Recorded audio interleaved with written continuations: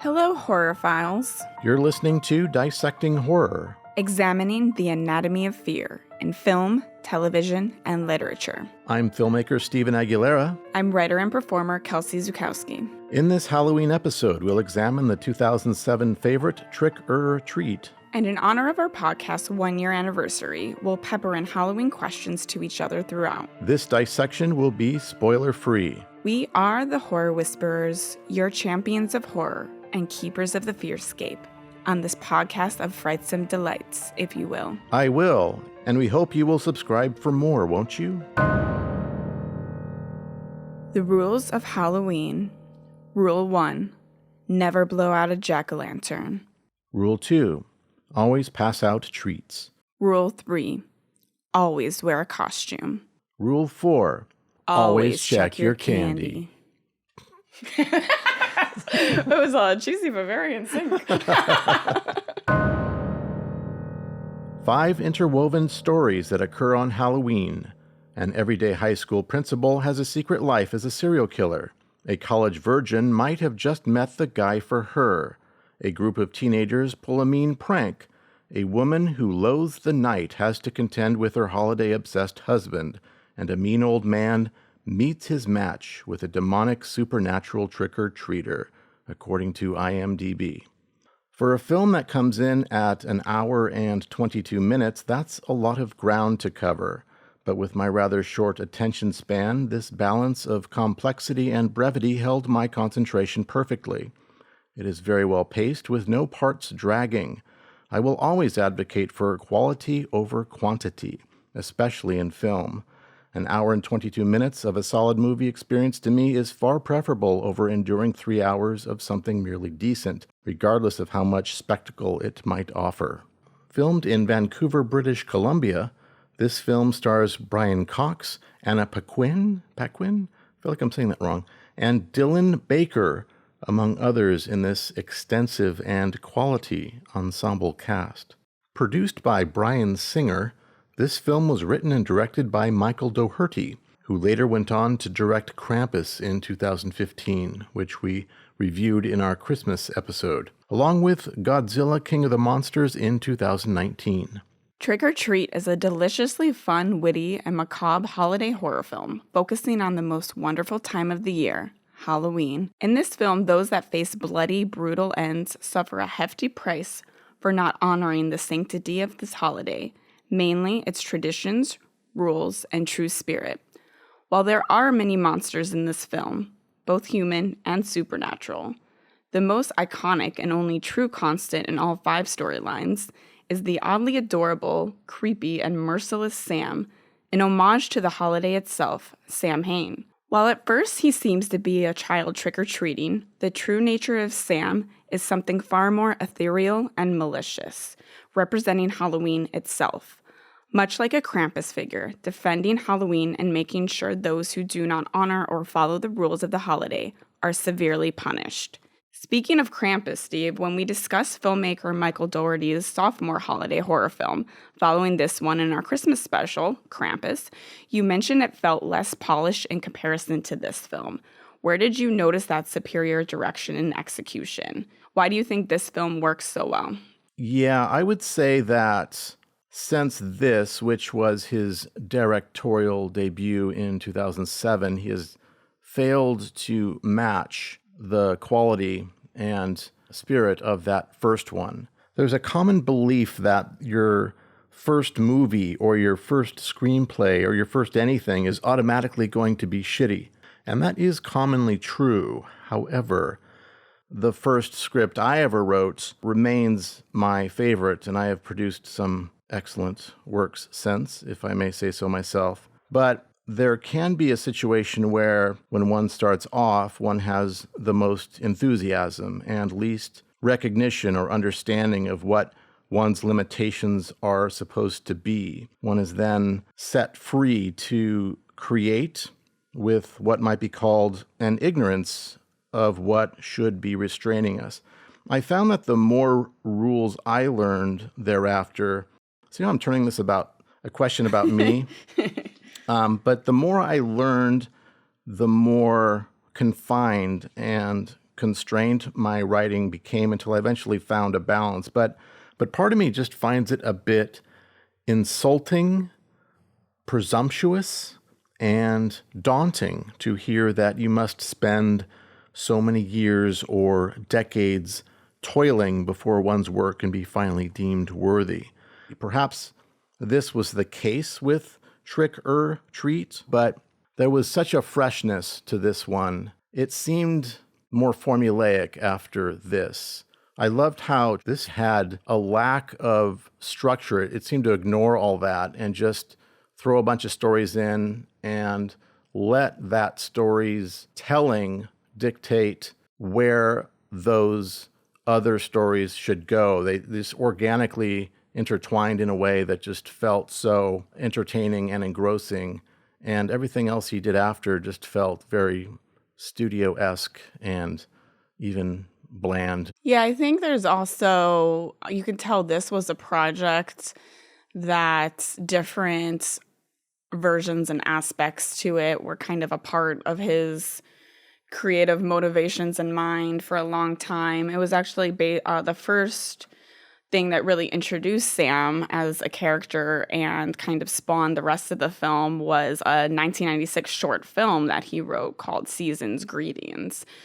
And then from there, he stated that the film that we saw, Trick or Treat, had about 18 variations of the script, which, is not crazy for, necessarily a script writer, and then you get other people to look at it. Okay, what if you tweak this? What if you try this? Especially as became a cult favorite. So it's a, higher scale independent film, I guess you could call it. But there was probably a lot that he had to do working with the distributors and everything to make it happen. So it is amazing that it remains that fresh and tight, and that the final product didn't, who knows what these other variations were, but the final product feels like what it should be.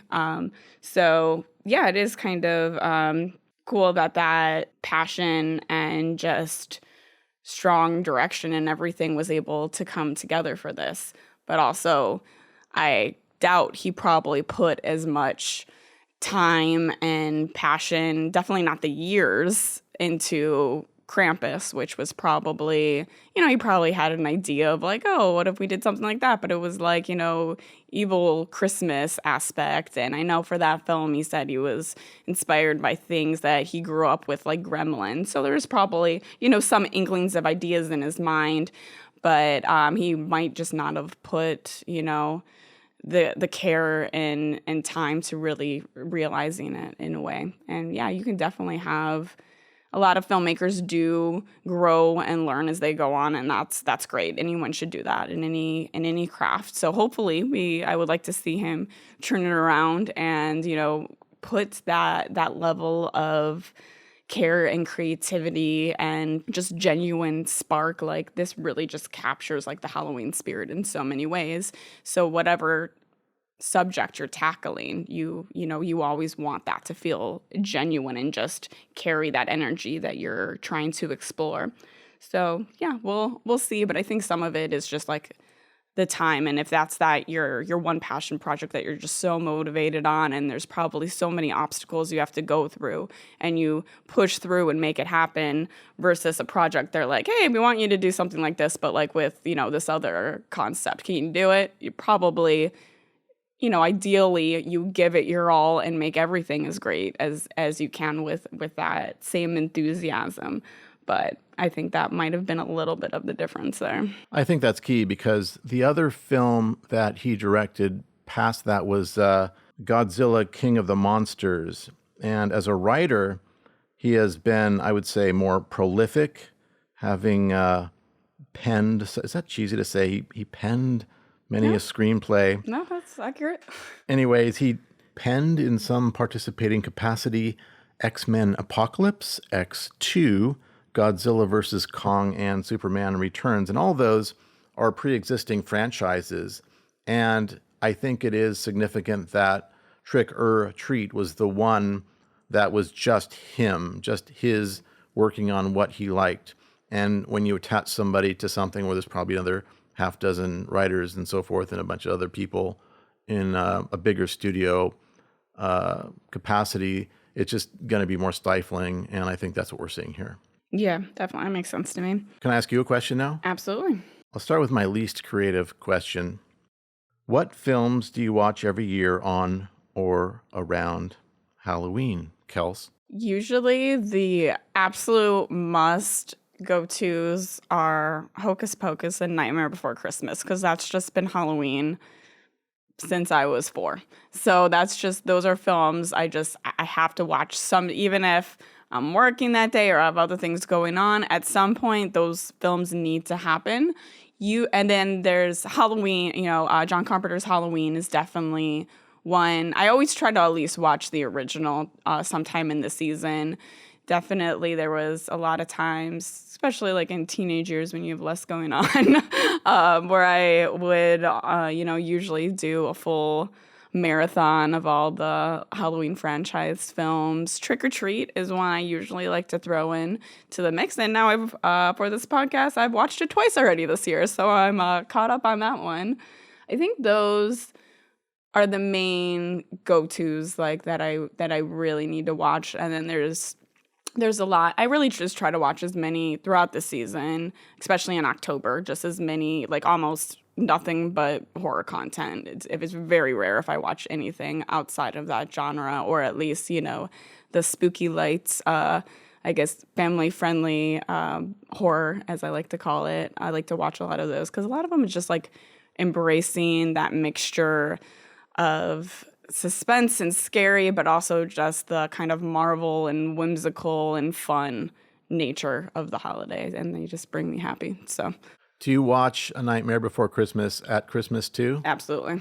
Okay. Do you feel it lends itself to one holiday more than the other? It is 100% both, and I will fight that to my death. There's a lot of people who think it's more one than the other, which I can get. But even Tim Burton has said that it's meant to be both, which it is. It's the melding of two worlds, and really, more than anything, just someone who knows one thing and embraces, and that's his life, but then just the wonder about, but what else is there? And then just kind of the marvel of seeing something new from an outsider perspective. That movie, despite popular belief, was not directed by Tim Burton, but That's by true. somebody else. But it's still considered a Tim Burton film. I don't remember. He wrote the original story. It was like a short story that it was based off, and had a lot of the concept was his. And now I'm blanking on the person who directed it too. I think Harry. I am going to do something I rarely ever do. Actually utilize the laptop right in front of me. And I've seen other films of his, so I'm going to be like, oh, yes, obviously. A Nightmare. Not on Elm Street, but... Another favorite. I just really love the nightmares. All right. Harry Selick. There we go. What else did he do? Is he still alive? Wow. I think, did he do Coraline too? Yes. Yes. He's known for Caroline James and the Giant Peach. Oh, yeah. I loved that one too. Wendell and Wild. Oh, that was really good. It was... last year. Okay. Excursion complete. Well, I was going to ask you the same thing, so now your turn. Any Halloween must-watch films or ones you like to fit in during the season? Trick or Treat has become one of them in the last 5 years or so. If nothing else, The Legend of Hell House must be watched on specifically Halloween itself in the evening. I have no life, so I'm not going to be anywhere doing anything with other human beings, so it's where I am. And beyond that, I think I try to mix up anything. I'll say The Innkeepers has that vibe that I like the most for Halloween. And maybe a Hammer horror film, like one of the Christopher Lee Draculas. And, the original Dracula, the Bela Lugosi. Yes. And maybe a Frankenstein in there, one of the Universals, several, maybe even all of them. And, wow, my list keeps getting bigger every time. I know. Movie marathon. But I am surprised there aren't more movies specifically about Halloween. And it's not just ones incidentally taking place on Halloween as a sort of side detail for ambiance. Even the John Carpenter classic Halloween does not actually have much to do with the holiday at all. There is a solid discussion in Trick or Treat of Sam Hain's origins and how it used to be celebrated, such as human sacrifices, the wall between the living and the dead being thinnest, and baked goods and crops being left out for the dead, and later things like candy and decorations being used as a defense mechanism to what it has become. Most just focusing on tricks and treats and not the dark roots and honoring the dead and macabre. We wanted this episode to be Halloween-centric and something that captured the essence of Halloween itself. You can't get much more spot on than this film, where the spirit of the day is honored and defended by a fleshy, demonic, pumpkin-like entity that bridges childlike innocence and a brutal reckoning. While we can agree this is a great Halloween film, it did bring up some questions as to why there are so few strong Halloween horror films, particularly those that take place on Halloween. Of course, John Carpenter's classic Halloween is a worthy Halloween watch and my personal gateway drug into horror, as I like to call it. It does have a nostalgic place in my heart that makes it fun to watch every year. Still, as you mentioned, it does have less to do with Halloween itself and more to do with Michael Myers simply being evil incarnate and finishing the job he set out to do by eliminating his family and all that stand in his path that just so happens to occur on Halloween because they have the bright idea to let him out of his cell every Halloween Eve, because why not? But horror lovers and those who create horror films have a deep-rooted love and appreciation for Halloween itself. Shouldn't we have ample, chilling, powerful, celebratory Halloween horror films? There are a handful, but many are flawed or happen to occur on October 31st and touch on the holiday a bit, but don't really focus on the delight and terror, the masquerading and the macabre that Halloween is deeply rooted in.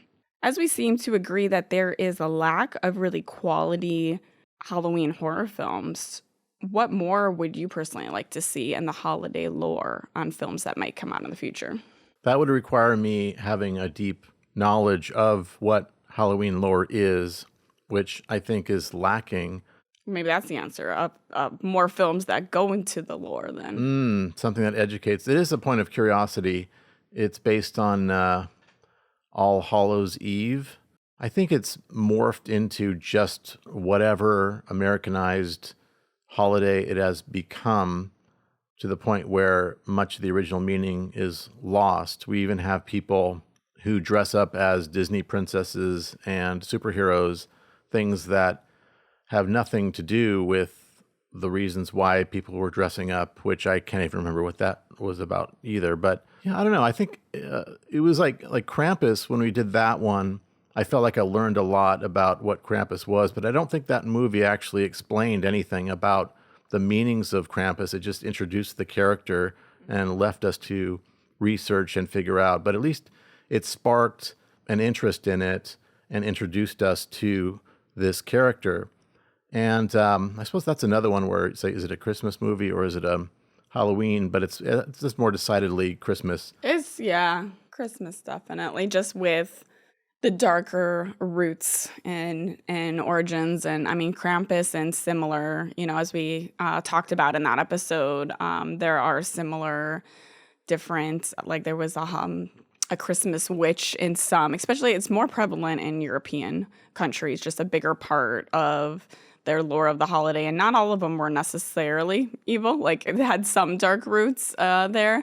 But yeah, I think it was just, there's just different cultures that those type of creatures with a little bit, it's a little bit there, even with America and Santa Claus, that like, you better be good or else, I guess the threat is coal versus being, whipped and kidnapped and potentially trapped in like a hell dimension. So, they go a little harder.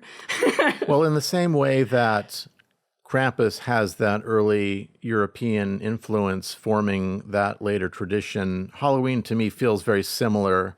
I don't know, it could be like one's from Finland and the other's from Ireland or something. I don't know the actual roots, and it might be insulting to consider that it's all kind of the same to me, melded in this overall European origin story. But I don't know. It's not like I enjoy Halloween for anything but what Halloween means to me now, and the movies and the trick-or-treating and all the candy and whatnot. So I don't know how interested I even am in the origins outside of a morbid curiosity, and whether or not that would make for content that would satisfy me more than a slasher film or a haunted house movie. Well, do you think you would ever take a stab at creating one either as in a film or prose form? I would. In fact, I've written one or two, but I'm guilty of what I was just talking about in setting that story on Halloween. And there is something there that necessitates it being on that day because trick-or-treaters are involved and whatnot. But I think the thing that I really enjoyed about Trick or Treat is how it embodies everything I love about my favorite holiday. It's fun, scary, creative, twisted, and irreverent. Even candy is heavily featured along with the sexy side of Halloween. And it ticked all those boxes really well. And it inspires me to want to do something like that too, seeing the potential. I think I came up with an idea for a short story about trick-or-treaters or something, but there are horrific things that are around the holiday, like, poisoned candy and things like the urban legends about razor blades and things like that, which may or may not be true based on what it's something that struck terror in the hearts of parents everywhere. But I saw a documentary on YouTube about like that's never happened, or it's never been proven that it's ever happened. So it adds to the scariness of it all, but in a way that's probably not as healthy or enjoyable as the rest of the scares associated with Halloween. One thing that Trick or Treat really does well, I notice it's sort of representing Halloween through the ages and how it changes from when you're a kid to as you grow older. And it does a really good job of representing that, from the ancient origins to a very vintage Halloween presents to the modern. Sam's costume with a burlap sack, button eyes, and a homemade look, seemingly childlike only to reveal his fleshy jack-o'-lantern demonic interior, really showcases that creepiness and simplicity of vintage Halloween with an innocence and something more sinister. Likewise, most of the adults shown have fairly innocent and even childlike meets flirtatious costumes, bridging vintage and modern day, showing a tamer yet sexualized version of dressing up and still peeling back the layers to find the predator can still become prey.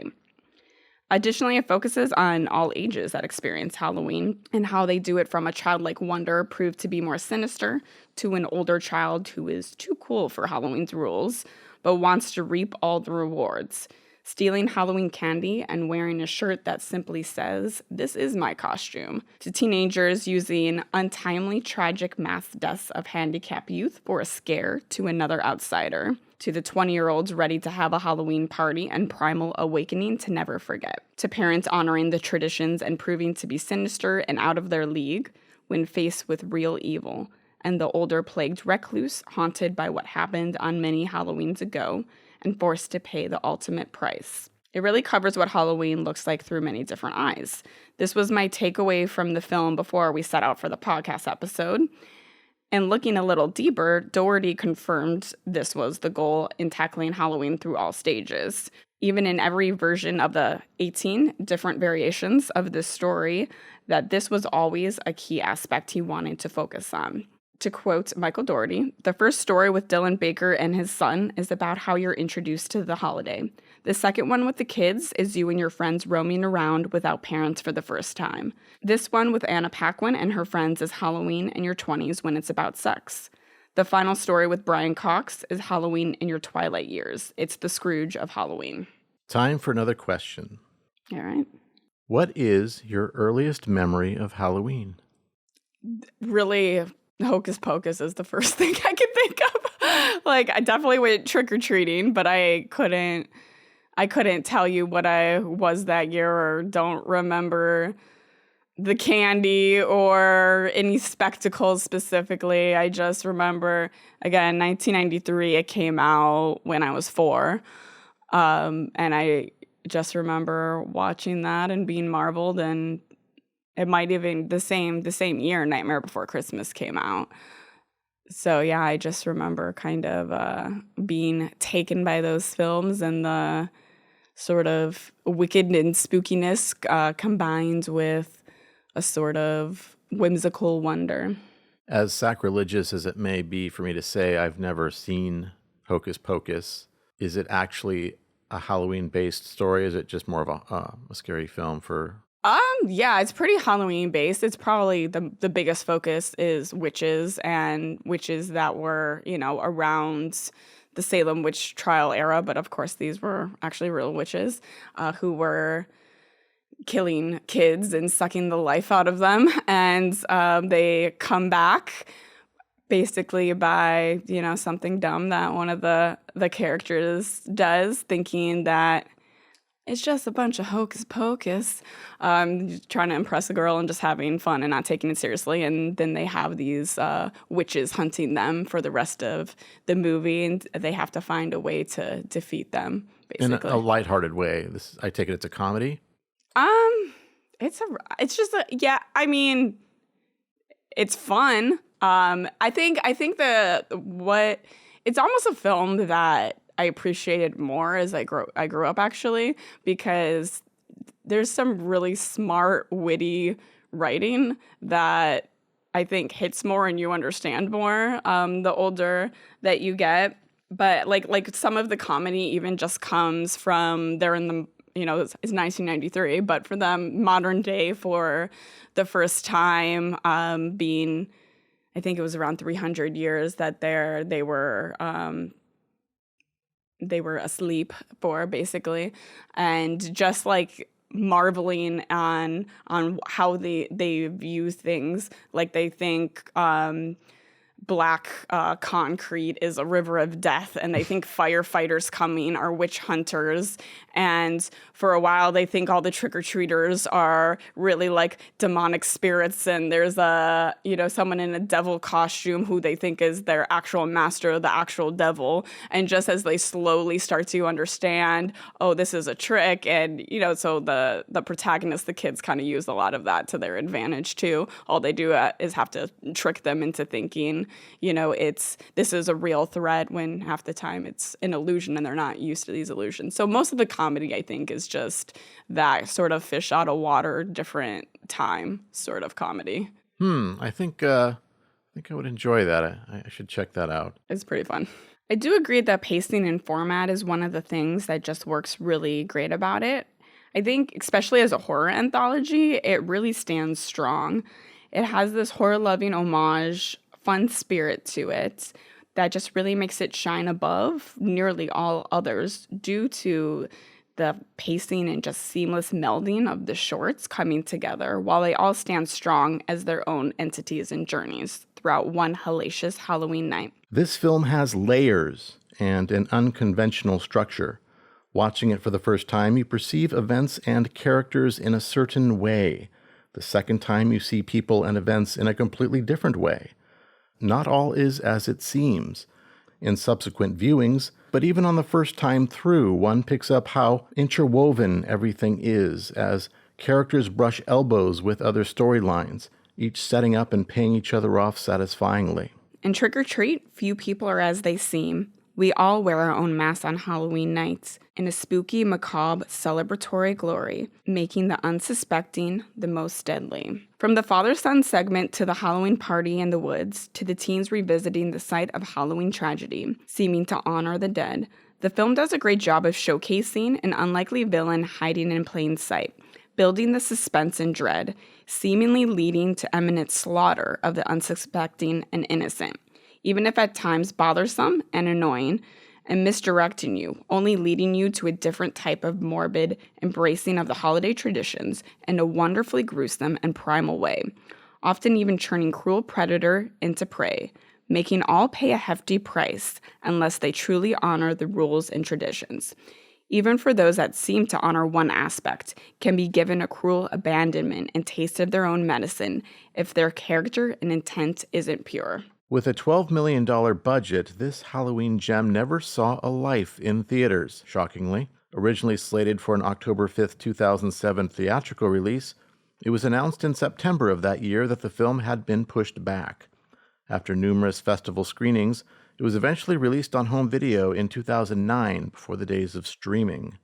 This, to me, is criminal and surely must have been heartbreaking for all those involved.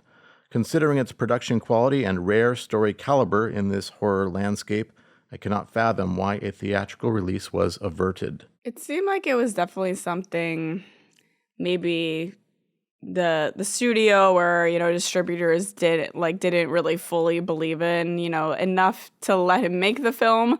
But I don't think it was anticipated how well it would have done. And there are, fairly known, respected actors in it too. So it's not like it was a total unknown names all around. But yeah, definitely it's a shame that it didn't get that initial theater release. But it's definitely become a cult favorite. And at, horror conventions, you still see little kids dressed up as Sam and merchandise everywhere. It's definitely become connected and almost a symbol of Halloween, which was the original intent, but probably not what they ever dreamed would actually happen on the scale that it has. I think it slipped under most people's radars at first, but is ever further finding its rightful place in horror fans' hearts with each passing Halloween. Do you have any more questions to ask me? Yeah. Halloween is really the time of the year for a horror fan, when the misfits and lovers of the macabre, monsters, and weird fiction are in full power, so to speak. The season is a celebration of the things we love and honor year-round, the things that normally might be looked down upon or questioned by those who haven't caught the horror bug like we have. It's just one more of an ample excuse to dive more fully into all this wicked and wonderful. While we are in Southern California, and it is quite hot today, so we don't get the full effects of that refreshing and exhilarating crisp chill in the air and the gorgeous fall foliage, there is something about this season that ignites an excitement in any horror and Halloween lover, unlike any other time of the year. Whether it's revisiting horror film favorites, discovering new ones, or many of the season's traditions from visiting pumpkin patches to haunted houses, erected to facilitate and crafting a safe space for people to experience eerie and heart-pumping suspense, excitement, and marvel. The Halloween season gives us ample opportunities to celebrate and find our own spooky. Do you have any favorite traditions? And has your traditions changed from childhood to adult? They're definitely different. They're less family-oriented from when I was a kid. My mom used to construct many of my costumes when I was young. And did you get to choose, or she just like, this is what you're being? No, I definitely chose. Instead of just buying the Darth Vader costume, she would construct the helmet out of a milk gallon, or what is it, a milk jug, and then spray painted everything black. She was really into crafts. I say was, like she's dead. She's actually still with us. But as far as what stands out now is I find, especially in the last few years, how most people, they gain weight during Thanksgiving or Christmas, but for me, it's around Halloween. The eating of as much candy as I possibly can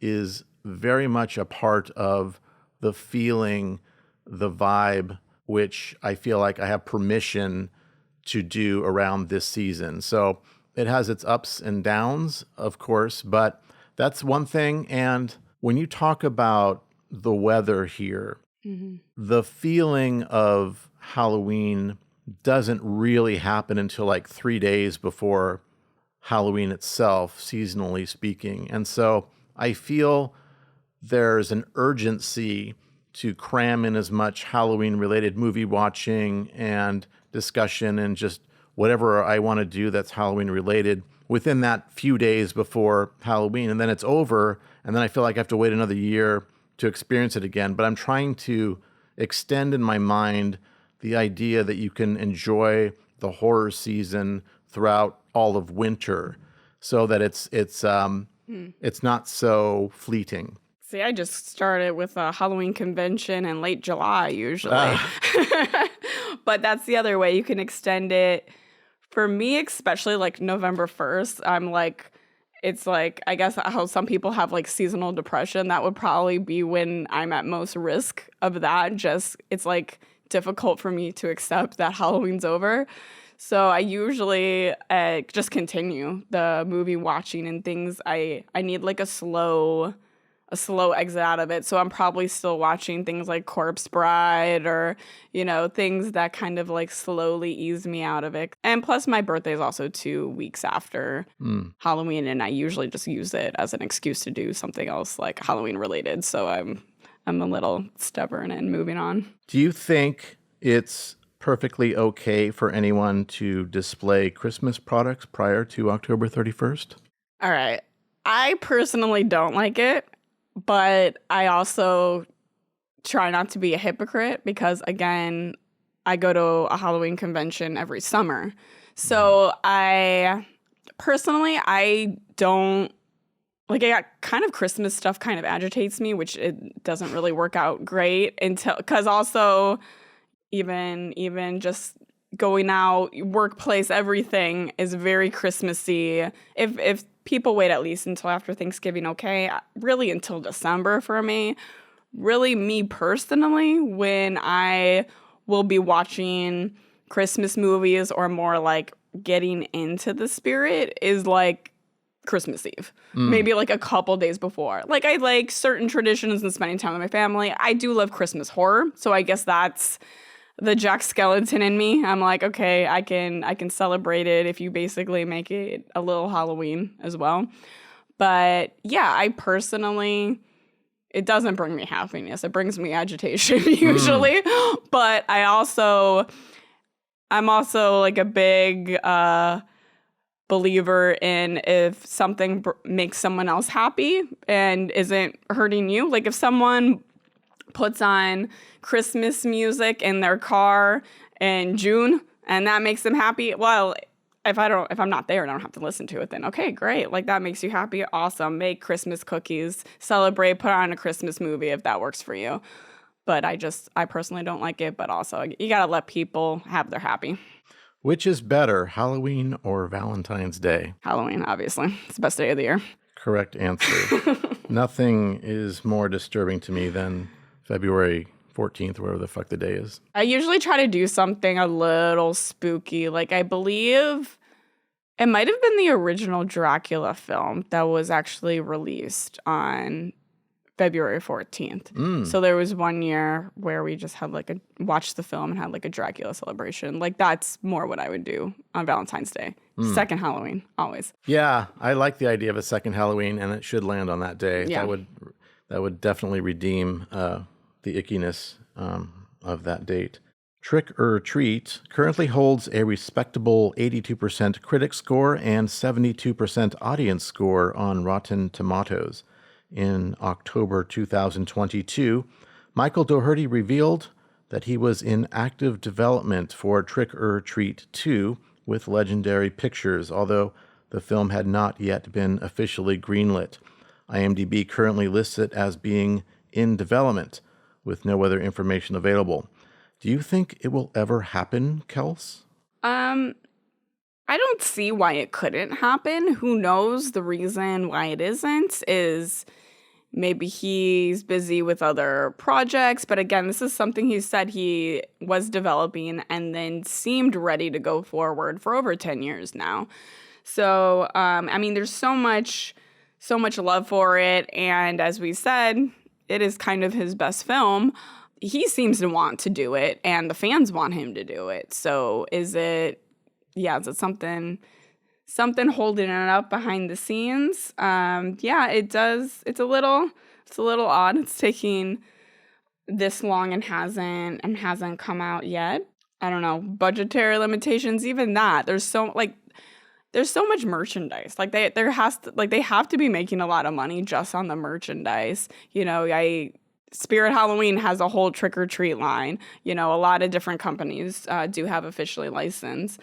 So, yeah, it's a little odd. I wonder the real reason behind that, because it doesn't seem like there's any real reason it couldn't. Well, considering how many sequels are churned out on the flimsiest excuses for horror franchises these days, I don't see why something of such quality as this isn't jumped on by studios, aside from the fact that it doesn't hit a more generic formula that they feel more secure with. I think Hollywood is just very risk averse, and someone who comes along with a very creative IP, intellectual property, can feel a little bit unstable for them or uncertain to the point where they'll actually put off something of higher caliber to go with something that seems more predictable. Yeah, that's probably the most likely reason, that maybe just because it doesn't have your typical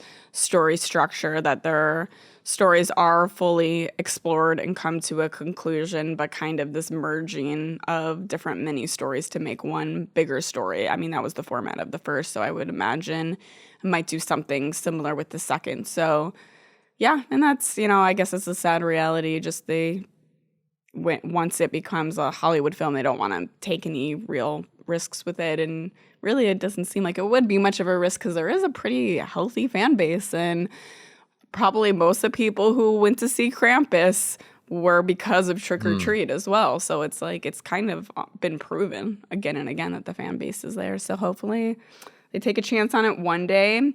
I mean, I would like to see more of the story in one form or another. I would love a film, but even if they needed to, it has a very comic book style to it, even if they did like a graphic novel showing more of whatever story that they wanted to tell. I'd be down for that.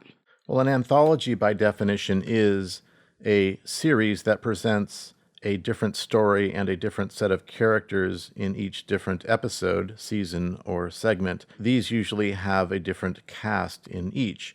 With that said, being something of an anthology within itself, with its 5 intertwining stories, I could totally see this as a successful Netflix series. Kels, would you prefer that or a Trick or Treat sequel? I'd say, yeah, like a series. I think anything with, even if it's a mini series or one season, there's just more time and more that you can do and explore with characters. So yeah, I would always say, yeah, unless that there are certain ideas that you're like, there isn't that much to explore or expand on there. Like, just keep it simple, make it, a 90-minute feature film. There are some things that is true for. I don't see why they couldn't make an effective, fun, interesting version of this in TV format in one way or another. Because, I mean, there's so many going into different people's stories, as long as you have strong characters and writing, and there's more that they could have gone into with, like, the lore and roots of Halloween. With Sam as a character, there's still a lot we assume but don't know about him. So I think there's a lot of potential that could be really well done.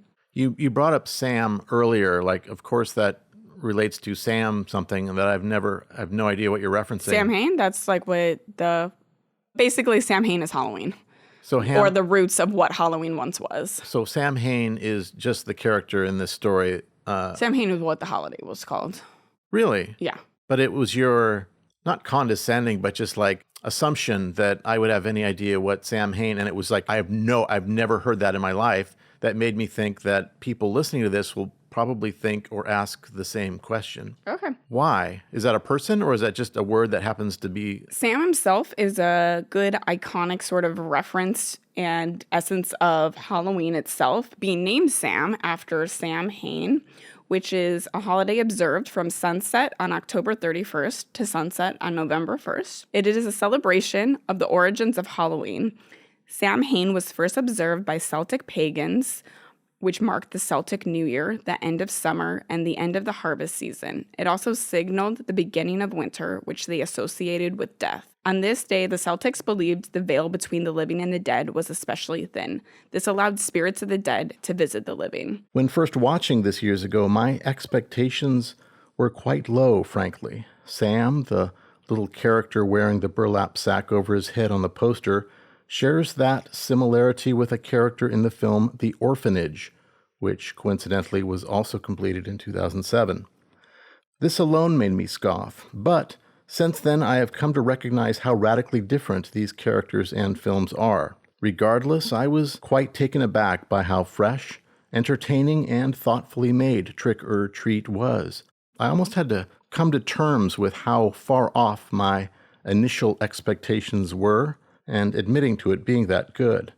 I wish I were made wrong in this way more often, actually. Yeah, absolutely. It was definitely a beloved and favorite film of mine, even going back to it. And I don't know if I ever really reviewed this film other than like, oh man, this was great because of X, Y, and Z. You know, I never really like looked into it as fully and in much depth as I did for this podcast. And it's one that, you know, some films you're like, oh man, I love that. So that's an amazing, perfect film. And then the more you kind of look into it and dissect it, or even some films that you're like, okay, that was pretty good, but it has some flaws. And then the more you look into it and really think about it, you realize it's worse, you know, at least on a technical level, that there's things, you know, there were some flaws or plot holes or things that they could have explored better. And this is, agreed, a refreshing opposite, that the more I think about it and the more I look into it, the more in depth and connectivity and homages and just tightness. And it's just a really well-made film. Question. Mm-hmm. Which Halloween candy is the tastiest? So you had your comment about just loving and eating all the Halloween candy, and I probably had, obviously I ate more candy as a kid. I have a lot of health issues, and one of them is a very low tolerance to sugar. So I really can't eat much candy, and I also have tons of allergies, dairy and gluten and all kinds of things. So I am quite limited. I would, like, really for me, like the seasonal thing, I just love pumpkin. Pumpkin anything, absolutely love. I mean, I'm a big fan of, like, apple cider, too. That's really great. But I think I'm bigger on Halloween beverages, to be honest. Like, really pumpkin anything, but a good, I have a pumpkin oat milk coffee that's delicious, and I love any type of spice cider, especially with, like, a cinnamon stick. Amazing.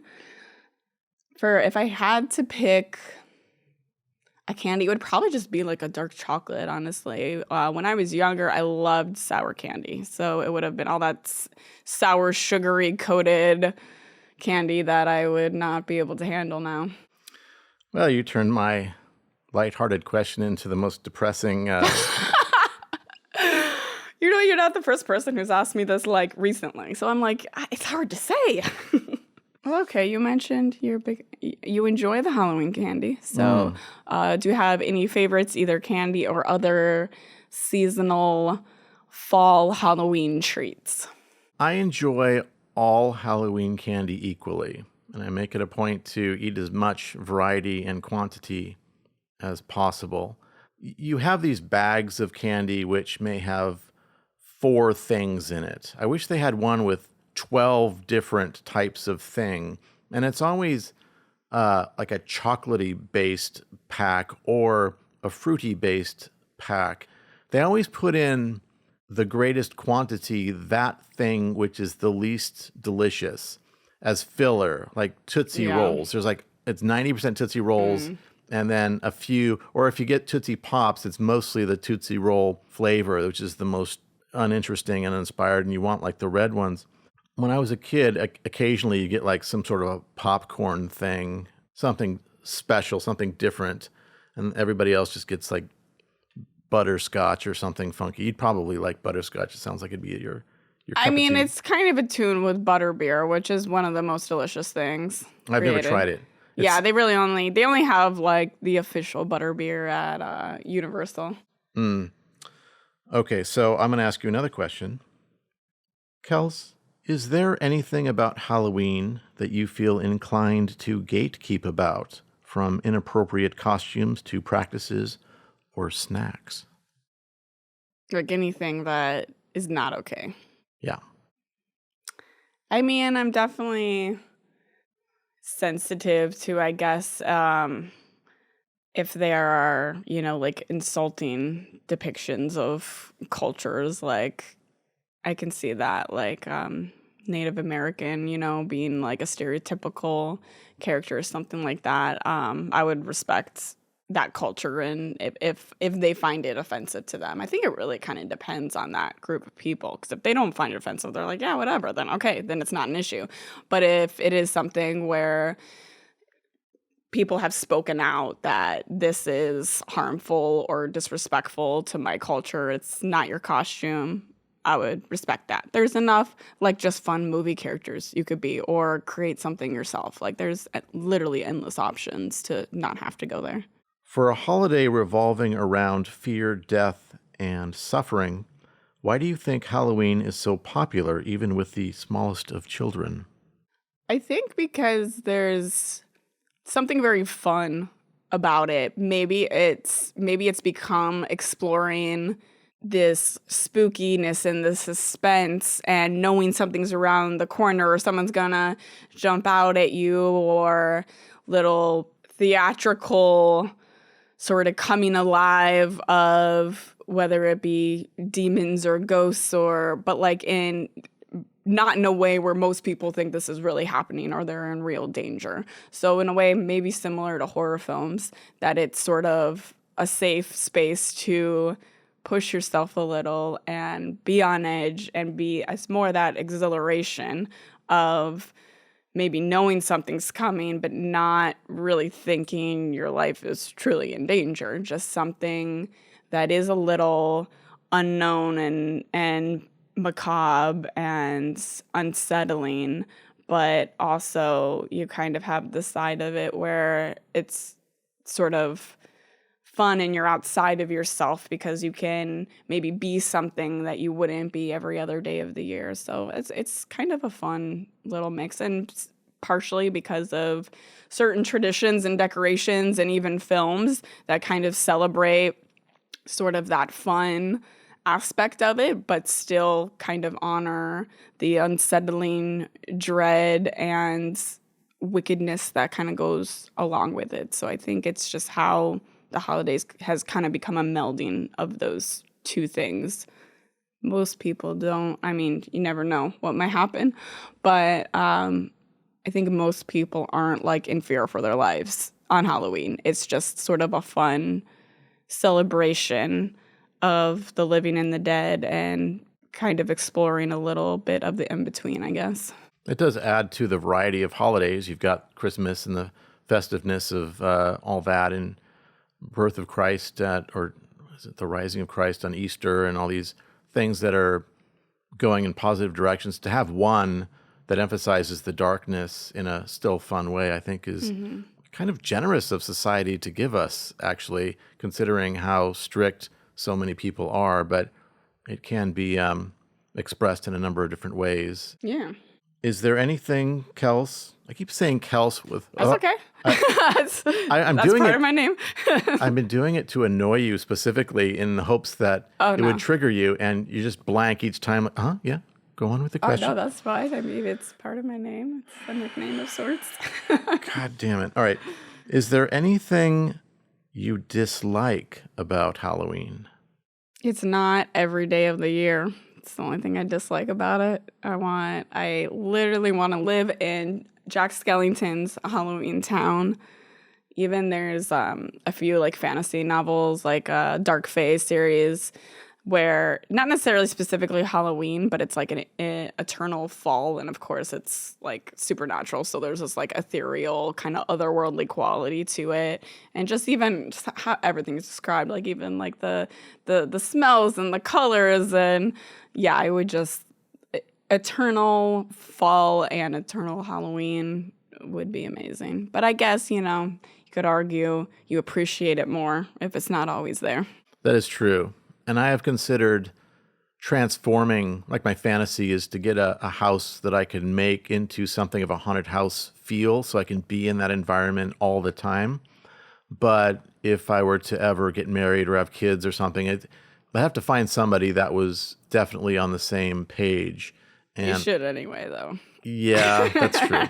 But I definitely would. I see things like in movies, or maybe there's a documentary with castles or something. Oh man, I just want to be in that space. And that's much of what I like about horror films and haunted house films, is this feeling of like what it would be to be in that space.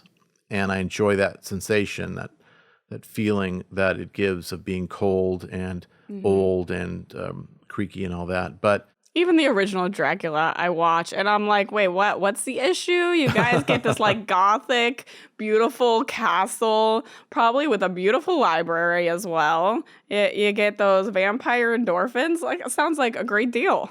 yeah, what's the problem? As mentioned, Trick or Treat did begin as a short film called Season's Greetings in 1996. After the feature film came out, there were later a few additional shorts, it looks like.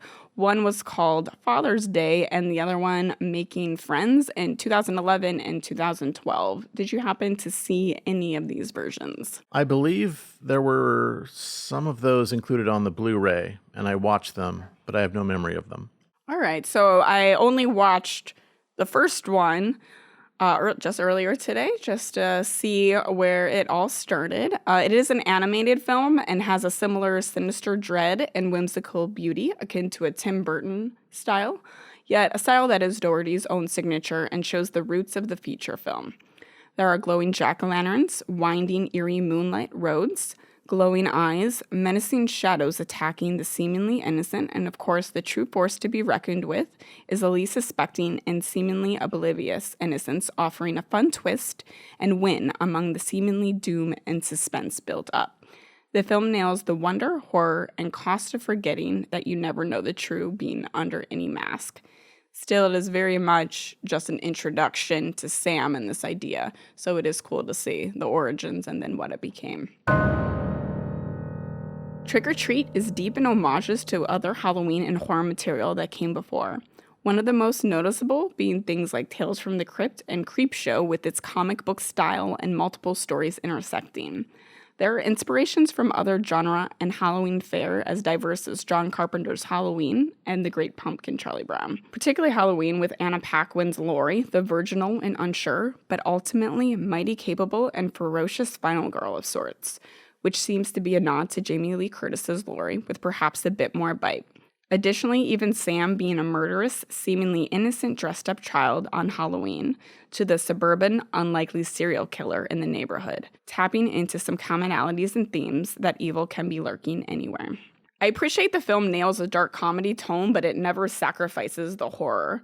This can be a pretty difficult feat. It manages to balance the two styles masterfully. I think a part of this is most that the comedy is laced with a twisted and sinister intent, not sacrificing the horror and eerie, foreboding tone for the sake of a laugh. Even the villains are masked in a mistaken innocence. It plays with perceptions and darkness and light very well, displaying anyone has the potential to have an inner darkness just below the surface, hungry and waiting to be unleashed. Many horror anthologies have a good connecting piece or one or two particularly strong shorts that make you love them, but I think this film burns a little brighter for how well it crafts together these stories, all happening in the same town on Halloween night with the characters passing one another in small but significant moments. Many might have their favorites, but nearly all of these stories are equally strong with a mix of chilling and fun escalation, building suspense, dread, and a morbid sense of exhilaration as they explore what Halloween can look like to different people, both the joys of it and the terror of it, from the core roots of honoring the dead to the chance to wear a costume and be someone else for the night. Many anthologies also have shorts that don't all truly align in their themes and subject matter, and these are all tightly matched. They explore Halloween as the day, but also as a cautionary tale of what not honoring the day and the cost of showing the undeserving cruelty. It stands up as one of the stronger horror adaptations and definitely one of the best examples of Halloween set horror that truly embraces and explores the spirit of Halloween itself. If you would like to join our Society of Grotesquerie and Loathing, subscribe now and give this podcast a like. And be sure to comment your wretched thoughts below. Keep our podcast suffering on by finding it in your cold, black, withered hearts to support us on Patreon. A link to our PayPal is also below for one-time donations of any amount. It was nice knowing you.